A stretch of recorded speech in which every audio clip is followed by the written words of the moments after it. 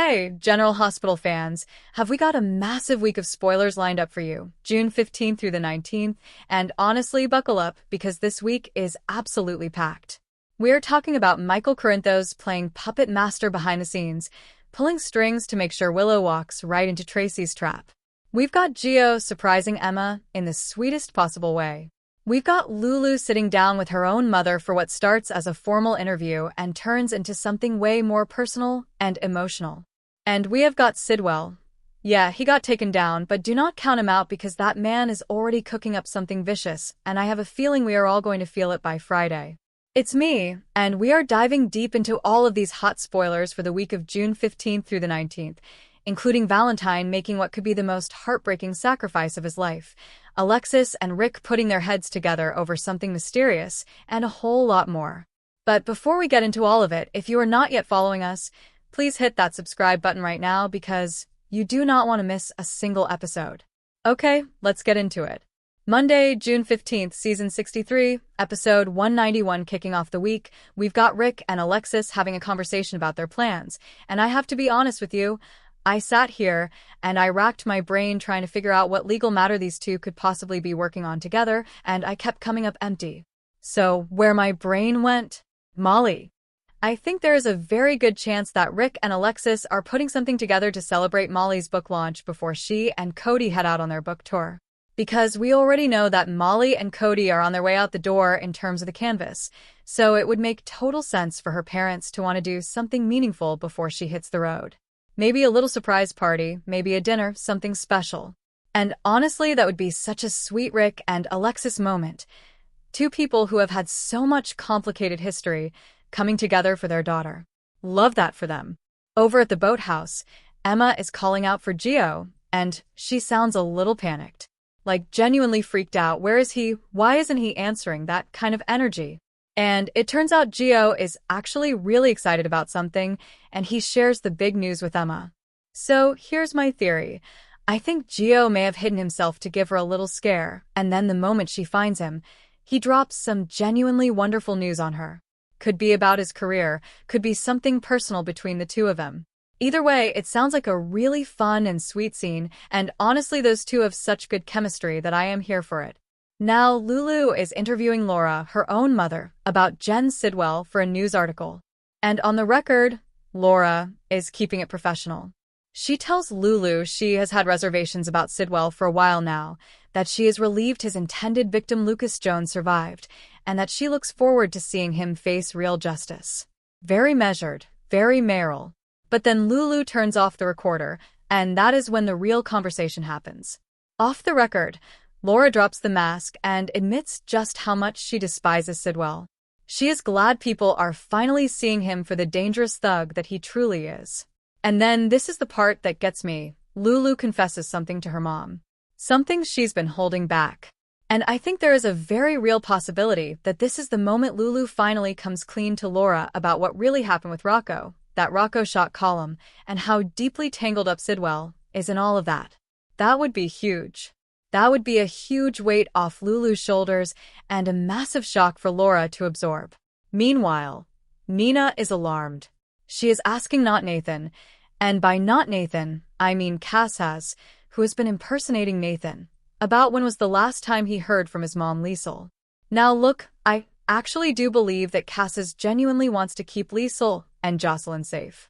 I think that part of him is sincere. But the problem is that if the cops start looking for Liesel, things get very complicated very fast. A GH spoiler tells us that not Nathan clears things up for Nina. I doubt he blows his own cover here.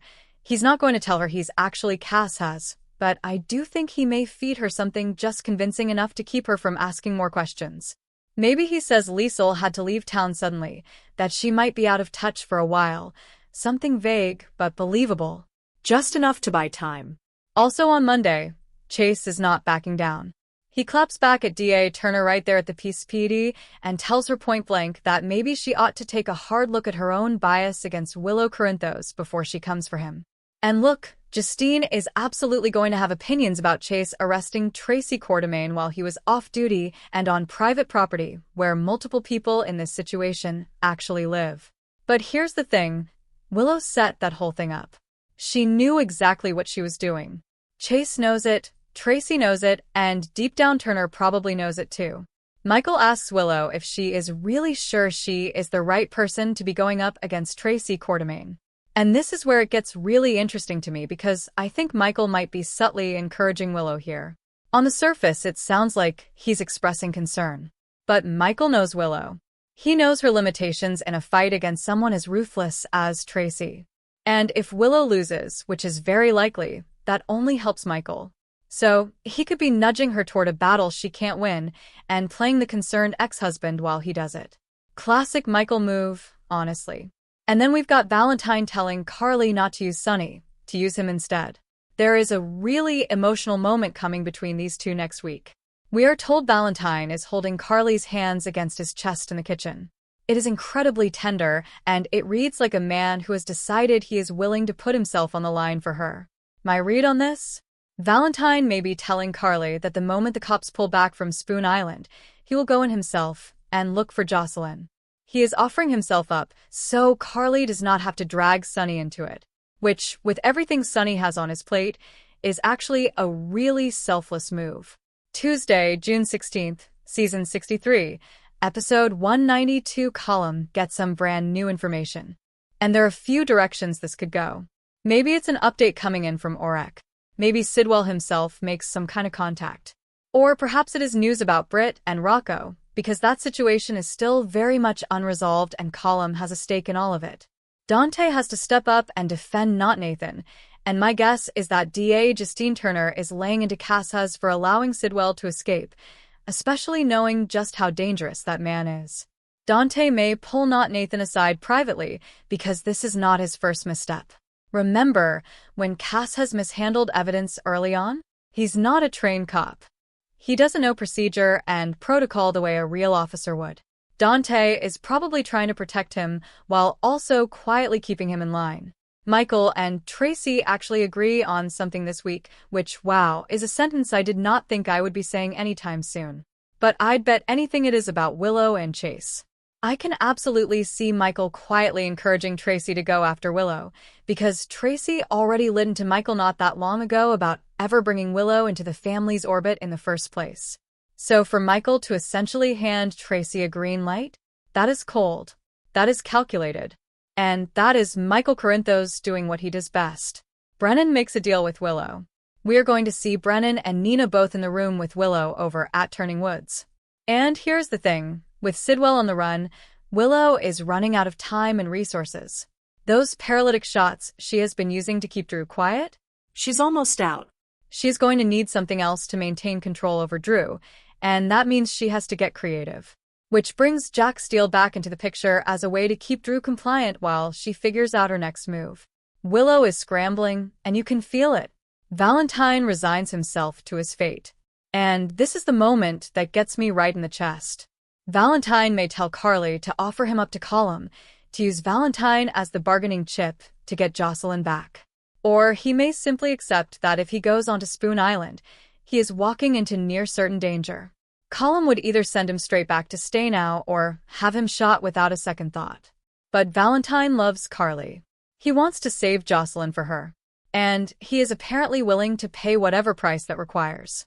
Wednesday, June 17th, Season 63, Episode 193, Tracy confronts Brooklyn, and I imagine it is not a quiet conversation. Tracy is furious about Chase arresting her, especially after Willow engineered the whole thing, and Brooklyn may actually try to calm her grandmother down by letting her in on the plan.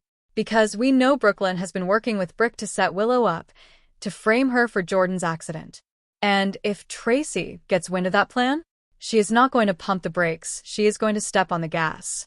She may even have some ideas of her own to add into the mix. This could be a genuinely juicy grandmother-granddaughter alliance moment. Lulu is completely honest with Dante this week, and I am very curious what she tells him. This could be something she learned from Charlotte about Britt and Rocco. Or it could be a continuation of the confessions she started with Laura on Monday. Lulu clearly has a lot she has been holding in, and it looks like this is the week she starts letting it all out. Ethan pulled a fast one on somebody. We saw him sneak into the Peace PD evidence room on Friday, and now we are finding out he actually tricked someone to pull it off. My guess? He lifted something from Delilah's case file. Ethan is a schemer by nature. It is basically his superpower, and whatever he grabbed, he clearly thinks it is going to be useful. Could this be connected to Ava? We know he has a message for her later this week, so I think the dots connect here. Somebody corners Carly. This could be Colum, who I imagine has eyes on Carly given that her daughter Jocelyn works for the WSB. But it could also be Lucas, who may be picking up on the fact that something is going on with Carly and wanting to know what she's hiding. Either way, Carly is going to have to be very careful about what she says and to whom. And somebody blindsides Willow. This could very well be related to Brooklyn and Brick's plan. Maybe someone starts asking pointed questions about Jordan's accident, and Willow is suddenly caught completely off guard. Willow is smart, but I think she's going to figure out quickly that Brooklyn is behind this. The question is whether she has any ammunition to fight back. If Drew is starting to wake up, that could be her alibi, because she was with him, and if he can confirm that, Brooklyn's frame job falls apart. But then again, Willow has blackmail over Drew, so that whole dynamic is messy and layered. Thursday, June 18th, Season 63, Episode 194. Dante opens up to Elizabeth up at General Hospital. These two have always had an easy, trusting dynamic, and I love when the show leans into it. He could be talking to her about how he and Lucas plan to take Sidwell down once and for all. Or this might be a more personal conversation about Rocco, about Britt, about all the things eating away at Dante as a father right now. Either way, this feels like a significant emotional beat for Dante, and I am ready for it. Sidwell lays out a trap. And this man is dangerous when he is operating in the open. I can only imagine how creative and lethal he gets when he is backed into a corner. His targets could be Lucas, Sonny, Laura, or all three. Sidwell does not do anything halfway, and I think this trap is going to be intricate and scary. Laura makes somebody an offer, and it is almost certainly connected to the Sidwell situation. Whether she is negotiating for someone's safety or trying to draw Sidwell out, Laura is not sitting on the sidelines here. This woman has been in the game a long time, and she knows how to play it. Rocco finds out something horrifying. My gut says this has to do with Colum. Maybe the news that Colum has kidnapped Orek. That would be absolutely devastating for Rocco to learn, especially given everything he is already carrying. And Sonny tells Rick his strategy, his plan for how he is going to find Sidwell and end this once and for all. Sonny Corinthos going after someone with a plan is never a casual thing. This is the kind of moment that reminds you why people are both afraid of and loyal to this man. Friday, June 19th, Season 63. Episode 195. Felicia is encouraging somebody, maybe Lucas, maybe Isaiah, who is legitimately worried about his medical career following that hand injury. Felicia has always been someone who shows up for the people she loves, and I think she steps into that role here in a really meaningful way. Something alarms Brennan, and I really hope Colum is not coming for him before he has had time to recover and get his strength back. Brennan is not in a position to fight right now, and that makes him extremely vulnerable. Trina considers her next move. Trina Robinson is a character who thinks before she acts, so the fact that she is pausing and weighing her options tells me she is dealing with something significant. I am watching this one closely. Not Nathan gives Lulu some information. Could be about Rocco. Maybe Colum shared a lead with Casshaz, and maybe Casshaz is going to betray Colum by tipping Lulu off. Though knowing Colum, this could also be a loyalty test. Colum gives Casshaz information knowing full well that if it leaks back to Lulu, he will know exactly who talked. And finally, Ethan has a message for Ava. And given what we know about him sneaking into the evidence room and lifting something from Delilah's file, I think this message is directly tied to whatever blackmail situation is brewing between them. Ethan Lovett is not one to sit around and take it, and it sounds like he is making a move. What a week, you all. General Hospital is firing on all cylinders right now, and I am absolutely here for every single moment of it. If you love this breakdown, please follow us wherever you get your podcasts. We're on Apple Podcasts, Spotify, iHeartRadio, and everywhere else you love to listen. Thank you so much for being a loyal part of this community. We will see you next time. Don't miss it.